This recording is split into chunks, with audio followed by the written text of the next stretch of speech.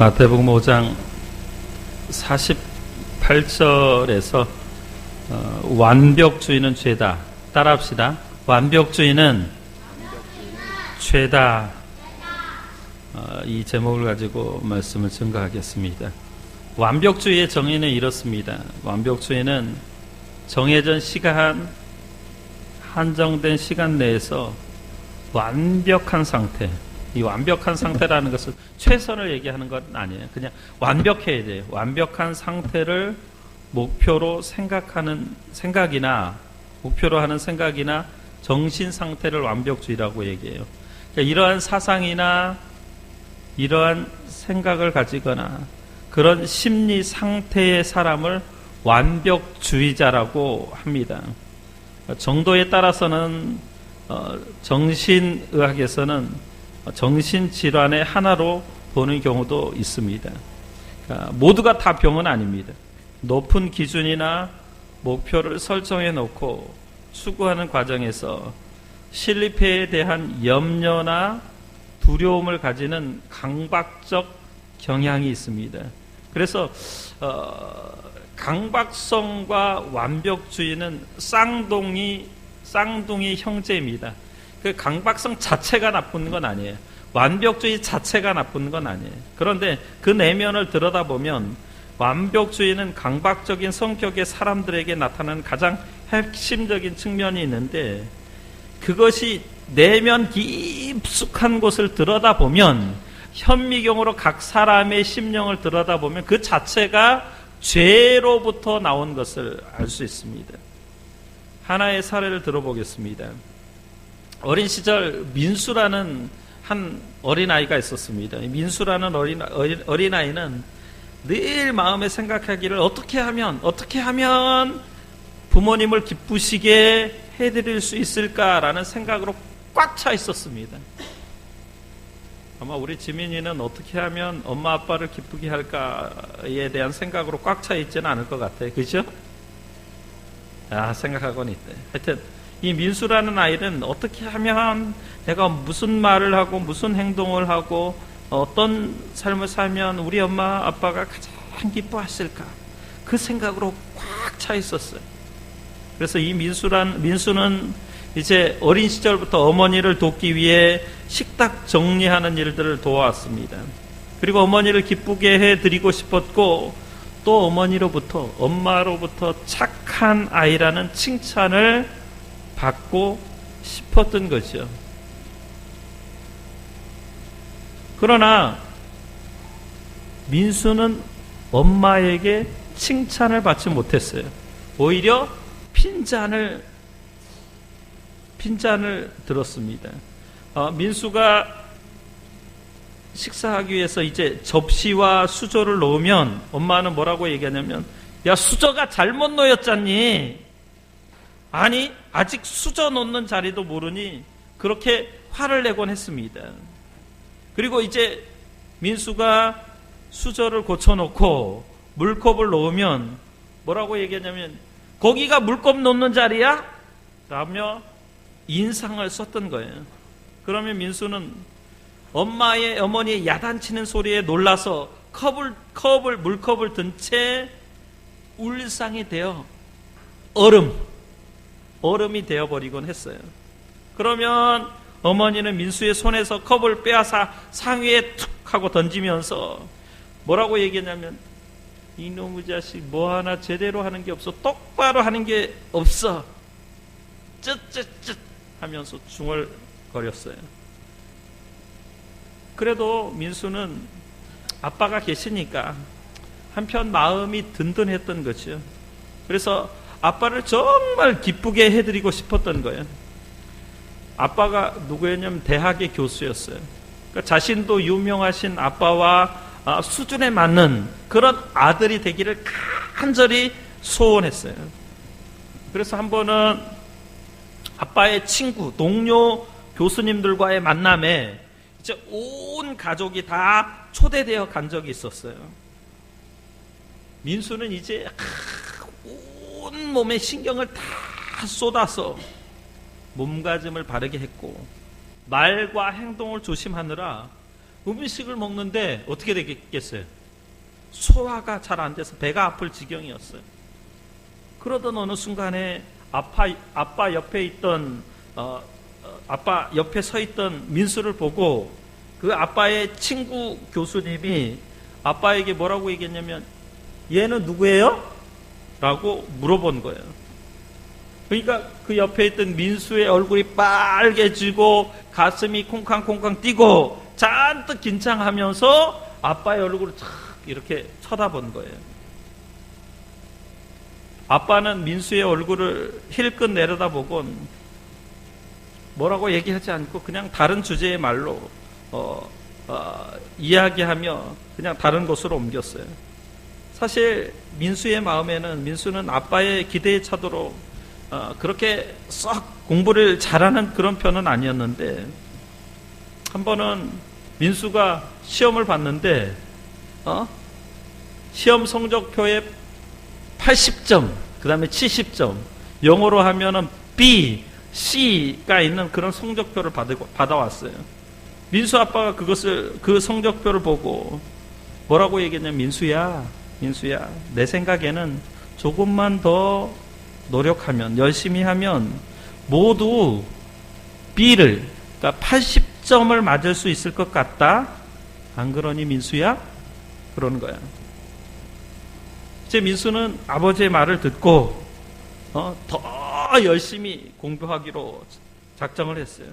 그래서 다음번 이제 기말고사가 있었는데 다음번 성적표를 어떻게 받았냐면 열심히 해가지고 모두가 다 평균 B학점 80점을 맞아왔어요. 아버지에게 성적표를 자랑스러운 모습, 아빠 성적표 가져왔어요. 그런데 아빠가 칭찬 한마디 안 해요. 뭐라고 얘기해요? 민수야, 그거 봐라. 조금만 노력하면 되잖아. 이제 조금 더 열심히 노력하면 너는 모든 성적을 다 A학점 90점은 맞을 수 있을 거야. 라고 얘기를 하는 거야. 그래서 민수가 어떻게 했을까요? 더 열심히, 아주 열심히 밤에 잠을 안 자고는 아니고 12시까지 열심히 공부를 하면 야, 내가 90점 맞으면 우리 아빠가 너무 기뻐하실 거야. 생각하면 그 생각하니까 막 가슴이 쿵쾅쿵쾅 뛰고 열심히 공부하는 거야. 게임 하던 것도 안 하고 그 다음에 TV 보는 것도 줄이고 열심히 영어 단어를 외우고 그렇게 공부를 했어. 그런데 이제 다음번 중간고사를 보니까 진짜로 시험 성적이 모두가 다 A학점 90점이 넘는 그런 점수를 받고 성적표를 받았어요. 야, 민수는 그 성적표를 받고 너무나 기뻐가지고 아빠를 생각해보니까 가슴이 너무 뛰어서 자랑하고 싶어서 학교에서 집에까지 어떻게 왔는지 몰라. 너무 순식간에 아마 우사인 볼트보다 더 빠르게 이렇게 뛰어서 집에 왔을 거야. 야, 민수 생각에 아빠는, 엄마는 분명히 이번만은 꼭 나에게 기뻐하실 거야. 잘했다라고 얘기할 거야. 그래서 민수는 집으로 달려왔는데 집에 와보니까 그날따라 아빠가 늦게 퇴근을 했어요. 퇴근 시간이 얼마나 길게 느껴지든지 9시가 돼도 안 돼. 10시가 됐어야 아버지가 술을 한 잔 걸치고 들어왔어요. 그래서 민수는 아버지에게 자랑스러운 모습으로 그 성적표, 아빠! 제가 시험 공부해가지고 90점이 다 넘었어요. 그리고 성적표를 드렸는데 아빠가 그 성적표를 쑥 그냥 번쩍만쳐 이렇게 보더니 이렇게 말씀하는, 야, 요즘 선생님들은 정말 엉터리야, 엉터리. 어떻게 이렇게 90점을 남발할 수가 있지? 그 이야기를 듣는 민수가 여러분 어떻게 됐겠어요? 너무나 실망한 거지. 근데 여러분, 제가 왜 이야기를 하냐면은 사실은 이 민수라는 아이도 잘못된 생각에 사로잡혀 있는 거예요. 민수의 잘못된 생각이 뭐냐면, 왜곡된 생각이 어떻게 하면 부모님을 기쁘게 할 수 있을까? 그런 신념, 생각을 가지고 있는 거. 모든 아이들은 다 그렇진 않아요. 어떻게 하면 엄마 아빠의 기쁨이 될 수 있을까? 그렇게 생각하는 거예요.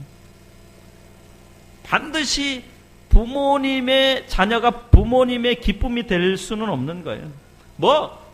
기쁨이 되면 얼마나 좋겠어요. 그러나 그것이 꼭 자녀의 의무는 아니고 전부는 아니에요.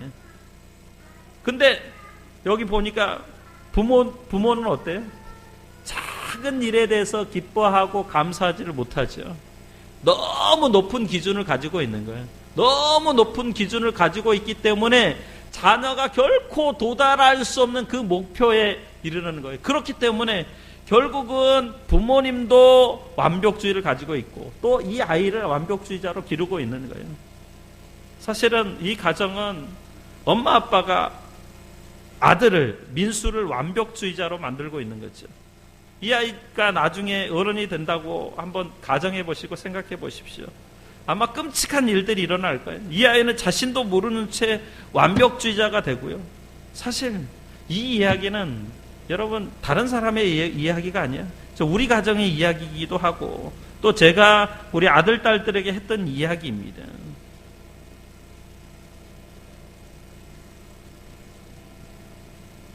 아직 어린 아이들이거든요. 그런데도 불구하고 어른의 관점에서 그 부족함을 채우기를 바란 것이에요. 그리고 어른들의 생각을 아이들에게 주입을 시켜요. 근데 중요한 건 뭐냐면, 근데 그렇게 행하고 그렇게 말하고 그렇게 행동하는 부모조차도 그것이 완벽주의자의 자로 가는 길이었다라는 것을 모르는 거예요. 저 자신도 그렇게 몰랐습니다. 자, 그렇다면 오늘 우리는 이제 어떻게 해야지 완벽주의자로부터 해방될 수 있을까요? 오늘 본문에서 그 해답을 줬는데 예수님은 이렇게 말씀합니다. 그러므로 하늘에 계신 너희 아버지의 온전하심과 같이 너희도 온전하라. 이 사실 마태복음 5장, 6장, 7장은 산상수훈의 말씀입니다. 그러니까 예수님의 제자들에게 천국을 향하여 달려나가는 제자들에게 적어도 이렇게 살았으면 좋겠다 하는 표상을 이야기합니다. 그러니까 그런 의미에서 오늘 우리에게 주신 말씀이기도 해요. 근데 48절은 이 5장의 결론 부분이에요. 이 마태는 5장에서 여러 가지를 이야기하는데 5장 48절 절에 보면 4가지를 이야기하는데 사람이 온전해질 수 있는 방법이 뭐가 있을까를 마태는 심각하게 이야기합니다. 사람이 어떻게 온전해질 수 있느냐, 사람이 어떻게 하면 하늘 아버지처럼 온전해지고 완전해진 삶을 살 수 있을까를 이 몇 가지 예를 들어서 설명을 해요. 마태복음 39절의 말씀 보면 오른편 뺨을 치거든 왼편도 돌려대라 이렇게 말씀해. 이게 기준이라는 거예요. 이건 무슨 의미냐면 자기의 존재를 부정하라는 거예요. 존재를 부정하라는 말씀이에요. 그러니까 욱하는 성질, 분노하는 마음, 사람과 관계성 속에서 자기를 드러내려고 하는 그런 마음을 부정하라는 거예요. 그렇게 되면 온전한 제자가 된다라는 말씀이에요. 40절 말씀 보면 속옷을 가지려고 하거든 겉옷까지 내주라. 제가 주일학교 애들한테 우리 지민이 야 속옷 꺼내서 저기 하려고 했더니 안 돼요. 안 돼요. 적극적으로 속옷을 가지려거든 겉옷까지 내주라. 이 속옷이 이야기하는 것은 뭐냐면 그 당시에는 소유라는 게 그렇게 많지 않았습니다. 그러니까 그 사람이 가지고 있는 소유의 전부예요. 이 전부를 완전히 버리라는 의미예요. 이 속옷이 내 것이 아니라 하나님께서 주셨다. 그러니까 내 소유의 모든 것이 하나님으로부터 왔고 하나님이 나에게 잠시 맡긴 것이라는 생각하라는 거예요.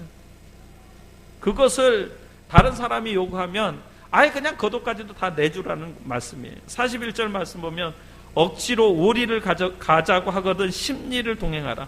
여러분 심리가 4kg예요. 오리는 2kg예요. 이거는 시간과 공간의 주인이 하나님이시다라는 것을 말씀해요. 그러니까 내가 가지고 있는 시간의 주인은 하나님이시라는 것. 지금 내가 있는 공간도 주인이 하나님이시라는 거예요. 그리고 마지막에 뭐라고 얘기하냐면 원수를 사랑하라. 원수를 사랑하라. 근데 오늘 우리가 사용하는 한글 개역 개정판에는 마태복음 5장 48절 여러분 한번 성경 보십시오. 마태복음 5장 48절에 어떻게 번역됐냐면, 우리 한번 같이 읽어봅시다. 시작. 그러므로 하늘에 계신 너희 아버지의 온전하심과 같이 너희도 온전하라. 이게 바로 여기 문제가 되어 있는 번역이 너희도 온전하라라는 거예요.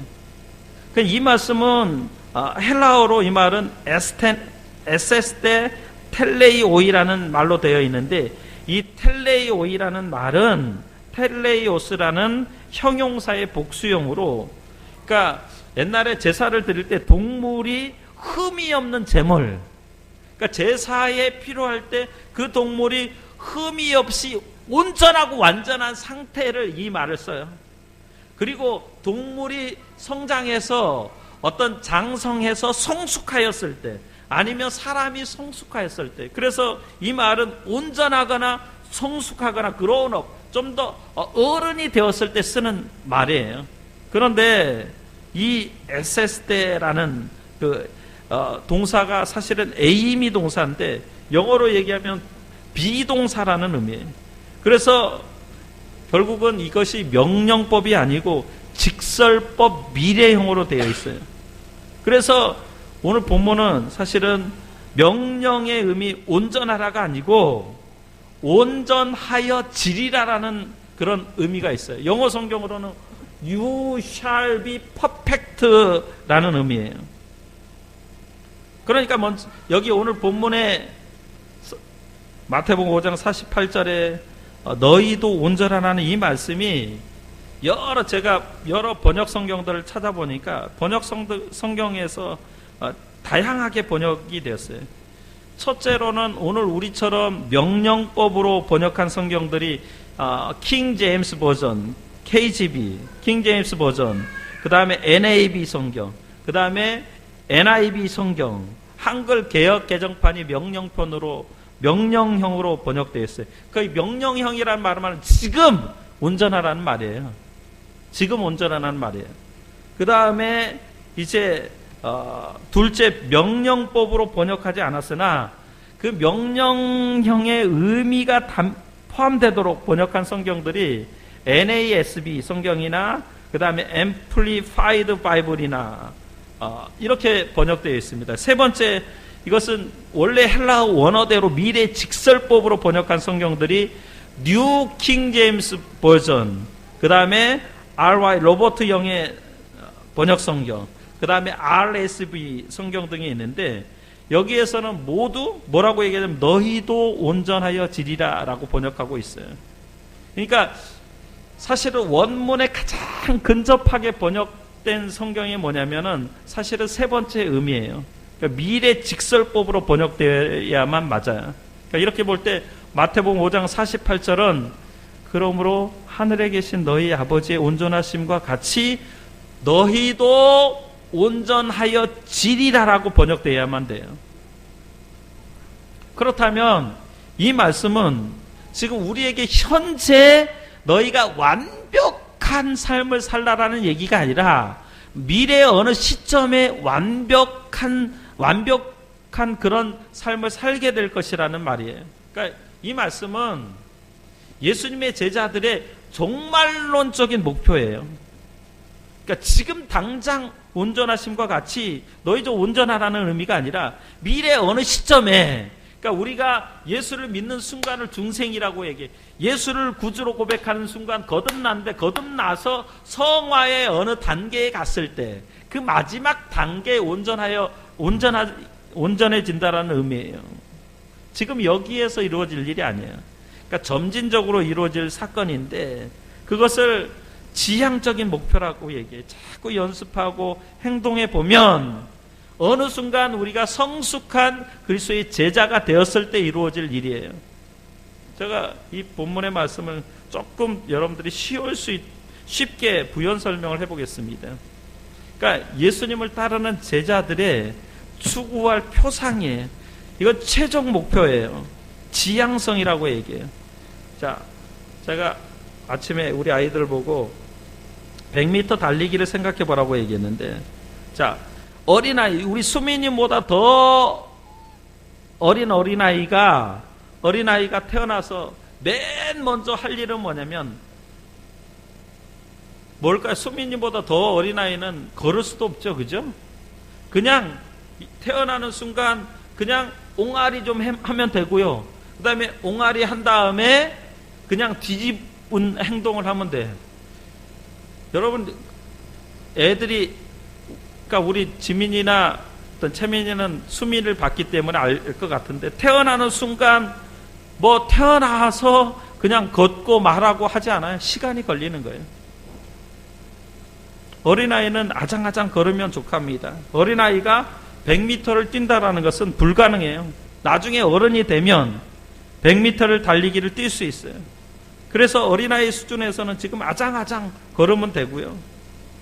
오늘 성경으로 돌아간다면 우리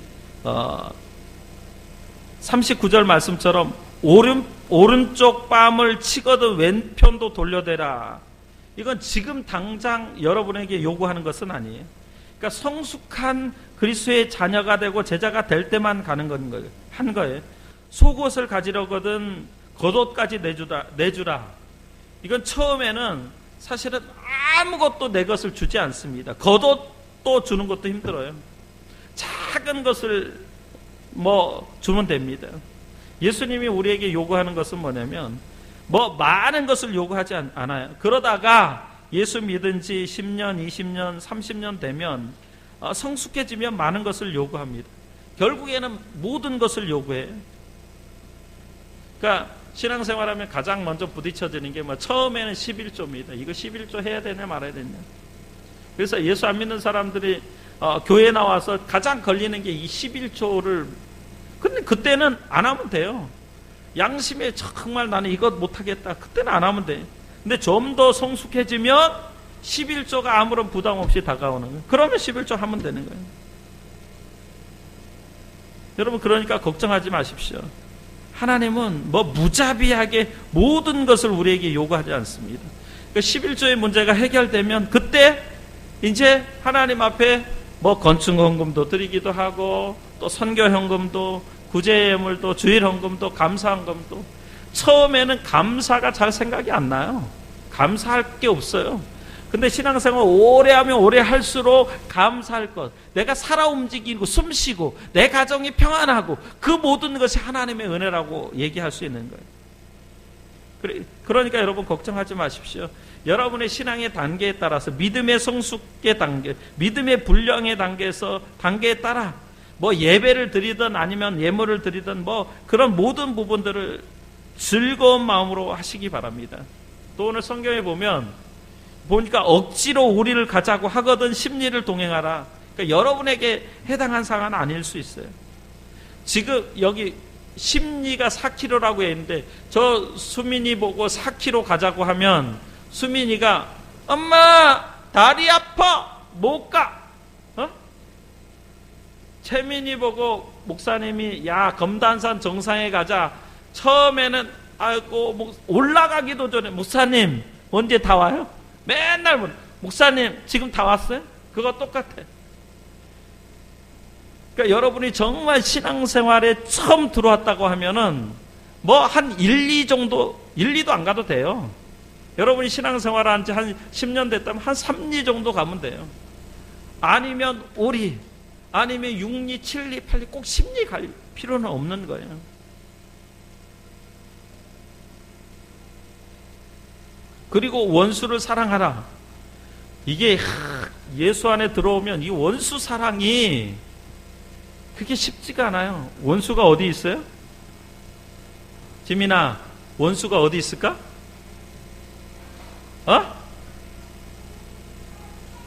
원수는 가장 가까운 데 있어요. 지금 여러분 내 남편도 내 아내도 사랑하지 못하고 내 새끼도 자식도 사랑하지 못하는데 어떻게 원수를 사랑해요? 가까운 사람부터 사랑하면 되는 거예요. 남편부터 아내부터 지식을 따라 사랑하면 돼요. 하나님의 말씀을 따라 사랑하면 돼요. 자식부터, 여러분 교회 안에는 목사님부터 사랑하면 되는 거예요. 그래야지만 그게 조금씩 오늘 주일학교 시간에 목사님이 지민이 보고 이웃사랑 하냐 그랬더니 네. 그래서 그러면 속옷도 좀 주고 그 다음에 오른손 뺨 때릴 테니까 왼뺨도 대라 그랬더니 아니 그거는 못해요. 그거는 못해요 라고 얘기하더라고요. 이웃사랑이 그런 거예요. 가까운 것부터 작은 것부터 그렇게 하다 보면 그것이 자꾸 성숙해지고 범위가 넓어지고 정말 손양한 목사님처럼 원수도 사랑할 수 있는 거예요. 지금 당장 여러분에게 원수를 사랑하라고 할 수는 없어요.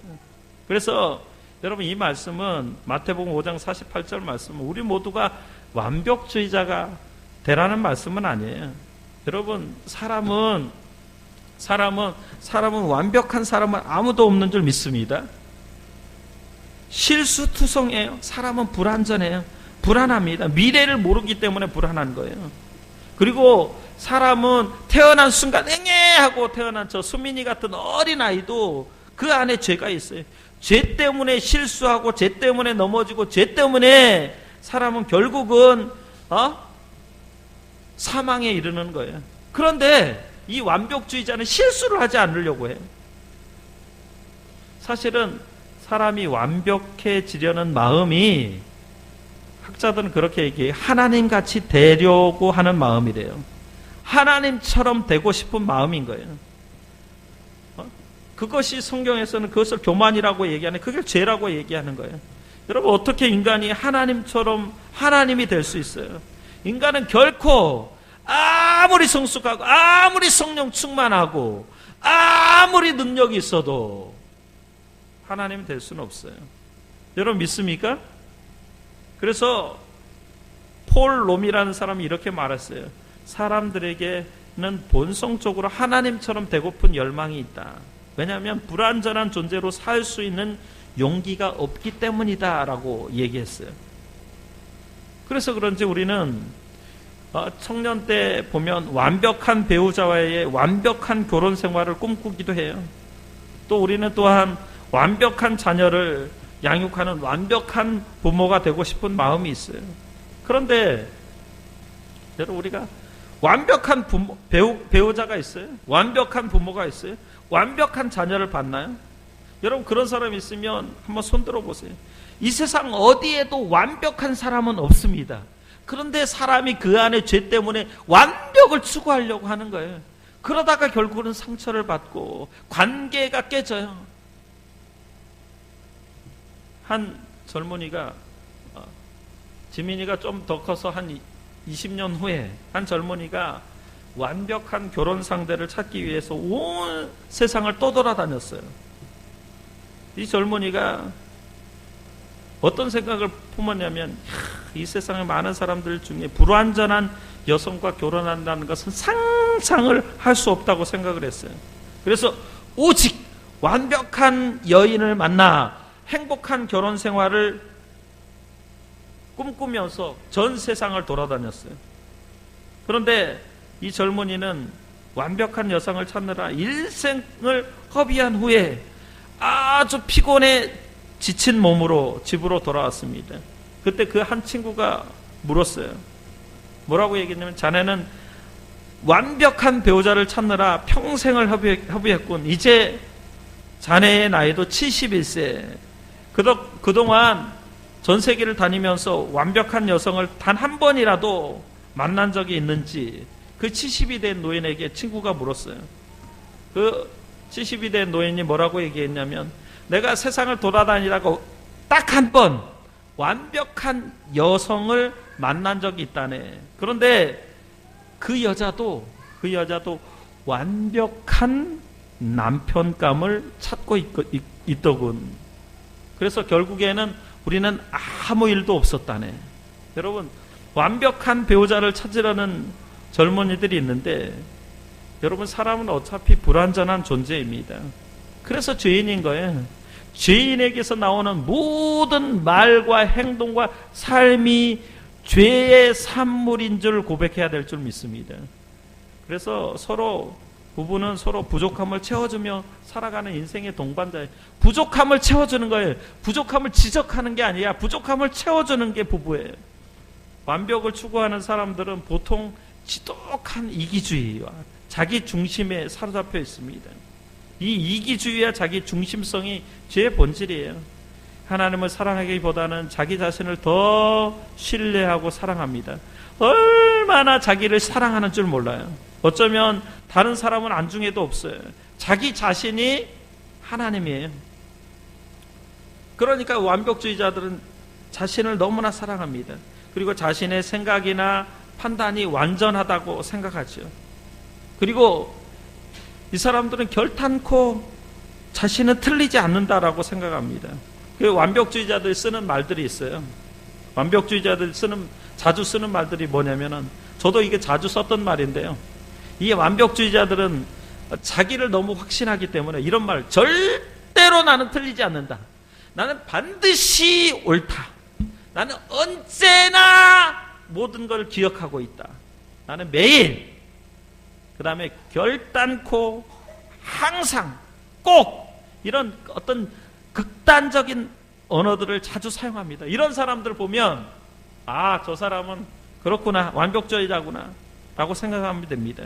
그래서 완벽주의자는 자신이 항상 옳아요. 그렇기 때문에 자신이 실수하거나 틀리다고 생각을 못해요. 그래서 주변 사람들을 힘들게 해요.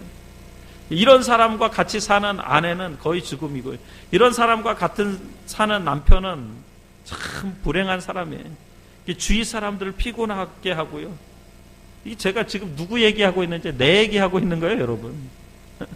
제가 그런 사람이었어요. 중간이라는 건 없어요. 뭐 아니면 도예요. 그래서 실수를 두려워해요. 그래서 완벽하지 않으면 행동하지 않아요.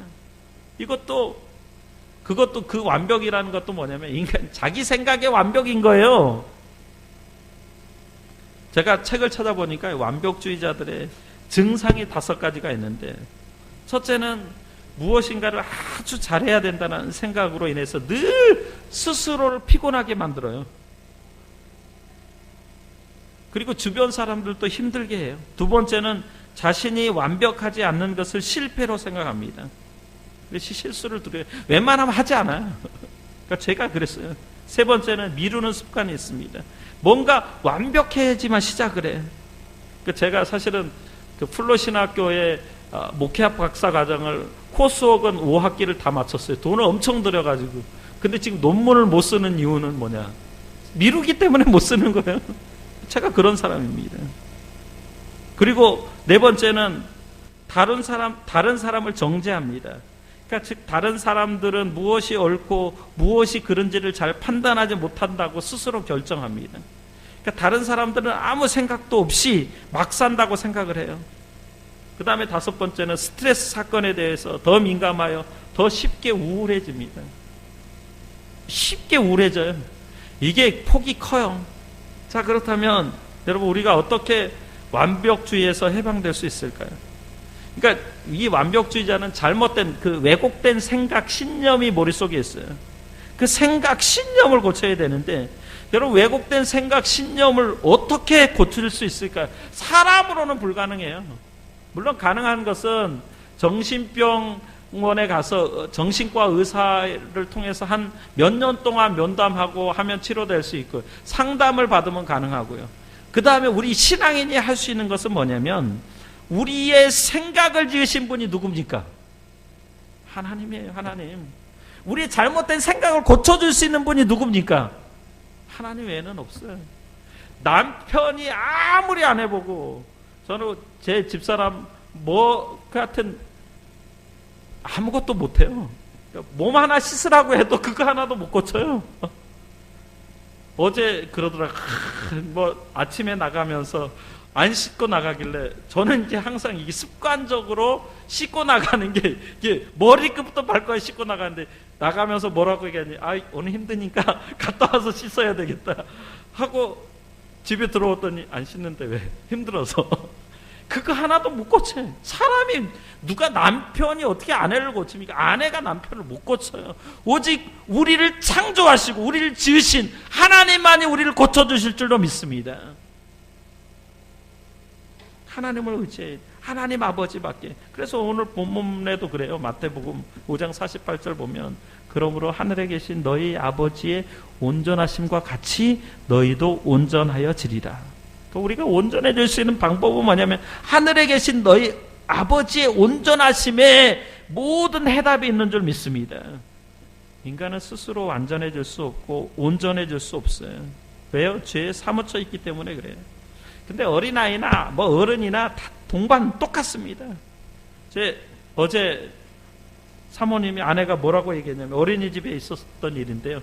어린이집에 아이들을 볼 때 뭐라고 했냐, 아이들이 저 조그마한 애들이 죄가 사무쳐 있다라는 거예요. 왜 그러냐 그랬더니, 이제 사모님이 어린이집 선생님이 되어서 얘들을 이렇게 보고 있는데, 한 아이가 한 아이를 얼굴을 딱 때리면서 이렇게 보고 있는데, 때리니까 야 왜 때리냐라고 얘기하니까 그 앞에서, 선생님 저 안 때렸어요.